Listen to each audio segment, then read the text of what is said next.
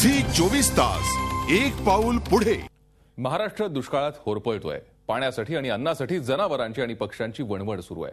अशा परिस्थितीत सोमाटण्याच्या गणेश मुरे या शेतकऱ्याने तब्बल 1 एकर 8 गुंठे ज्वारीचं पीक पक्ष्यांना खाण्यासाठी ठेवलंय।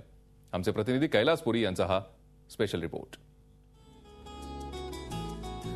डवरलेल्या शेतातील धान्याची पक्ष्यांनी नासाडी करू नये म्हणून शेतकरी हातात गोफण आणि डोळ्यात तेल घालून शेताची निगा राखत असतो।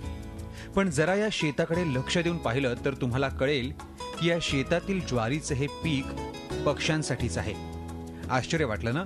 पण हे खरं आहे। पुण्यापासून 30 किलोमीटरवर असलेल्या सोमाटणेच्या गणेश मुरे या शेतकऱ्यानं माणुसकी जपत त्याचं ज्वारीचं तब्बल 1 एकर 8 गुंठ्यांवरचं पीक पक्ष्यांसाठी ठेवलंय। राज्यातील इतर भागातील दुष्काळाचं भयान रूप पाहून त्यांनी हे पाऊल उचललंय।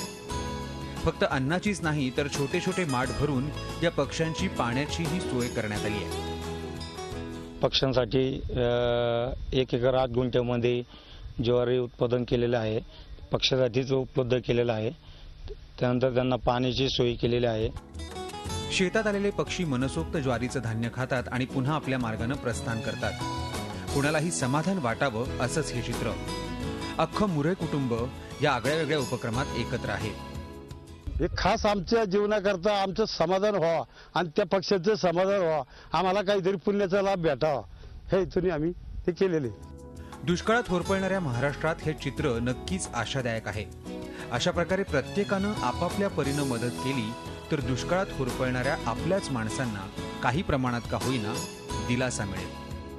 महाराष्ट्राची जनता दुष्काळानं होरपळत असताना राजकीय नेत्यांमध्ये मात्र संवेदनशीलतेचा अभाव दिसतोय।